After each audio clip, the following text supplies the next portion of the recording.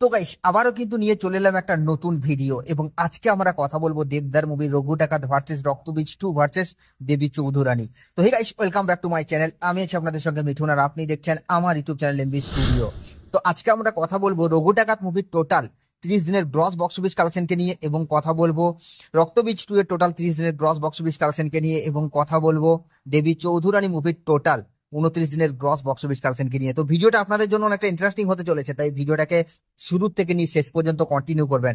এবং আপনি যদি আমার চ্যানেলে ফার্স্ট টাইম হয়ে থাকেন তো প্লিজ চ্যানেলটাকে সাবস্ক্রাইব করে ভিডিওতে একটা লাইক করে দেবেন। তো চলুন ভিডিওটি শুরু করা যাক। তো গাইস ফার্স্ট আমরা যে মুভিটাকে নিয়ে কথা বলবো সেটা হচ্ছে রক্তবীজ 2 কে নিয়ে। তো রক্তবীজ 2 কে নিয়ে আপনাদেরকে নতুন করে বলার কিছু নেই, কারণ আপনারা প্রত্যেকেই জানেন রক্তবীজ 2 কিন্তু এই মুহূর্তে দাঁড়িয়ে আর সেরকম লেভেলের বক্স অফিস কালেকশন করতে পারছে না।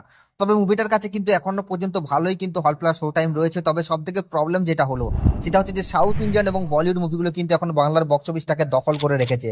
তবুও কিন্তু জোর কদমে টক্কর দিচ্ছে দেবদার মুভি রঘু ডাকাত, কিন্তু তার পক্ষে তো এতটাও আর ভালো বক্স অফিস কালেকশন করা সম্ভব নয়, কারণ মুভিগুলো তার অলরেডি 1 মাস কমপ্লিট করে ফেলেছে।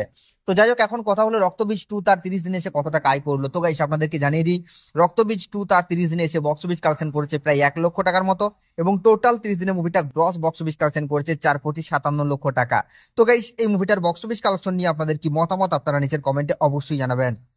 তো গাইস সেকেন্ড আমরা যে মুভিটাকে নিয়ে কথা বলবো সেটা হচ্ছে দেবী চৌধুরানী মুভিটাকে নিয়ে। তো দেবী চৌধুরানী মুভিটা এখনো পর্যন্ত ভালোই বক্স অফিস কালেকশন করছে এবং সেটা কিন্তু হল প্লাস শো টাইমের তুলনায়। তাছাড়া এই সময় দাঁড়িয়ে এই মুভিটা যে বক্স অফিস কালেকশন করছে সেটা শুধুমাত্র বুম্বাদাকে দিয়েই সম্ভব।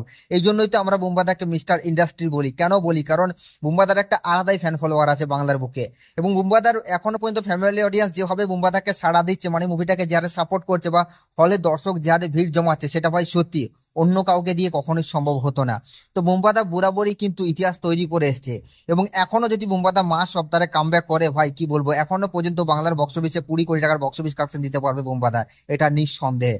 তো যাই হোক, এখন প্রশ্ন হলো এটাই যে দেবী চৌধুরানী মুভিটা তার অলরেডি 29টা দিন কমপ্লিট করে ফেলেছে।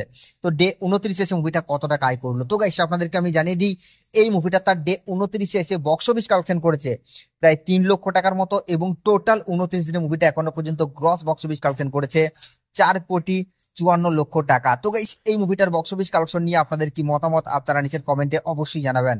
তো গাইস এরপর আমরা যে মুভিটাকে নিয়ে কথা বলবো সেটা হচ্ছে দেবদার মুভি রঘু ডাকাতকে নিয়ে। তো রঘু ডাকাতকে নিয়ে আপনাদেরকে নতুন করে বলার কিছু নেই, কারণ আপনারা জানেন এই মুভিটা এখনো পর্যন্ত মারাত্মক লেভেলের বক্স অফিস কালেকশন করছে।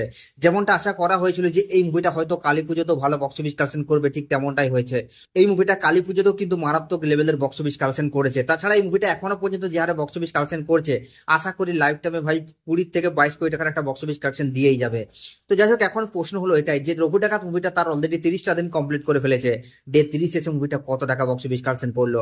তো গাইস আপনাদেরকে জানিয়ে দিই, এই মুভিটা তার ডে 30 এসে বক্স অফিস কালেকশন করেছে প্রায় 14 লক্ষ টাকার মতো এবং টোটাল মুভিটা এখনো পর্যন্ত 30 দিনে গ্রস বক্স অফিস কালেকশন করেছে 16,37,00,000 টাকা। তো গাইস এই মুভিটার বক্স অফিস কালেকশন নিয়ে আপনাদের কি মতামত আপনারা নিচের কমেন্টে অবশ্যই জানাবেন এবং এই 3টা মুভির বক্স অফিস কালেকশনে আপনি কোন মুভিটাকে এগিয়ে রাখছেন সেটাও নিচের কমেন্টে জানাতে ভুলবেন না। আরে সাবস্ক্রাইব করে দাও নেক্সট ভিডিওতে।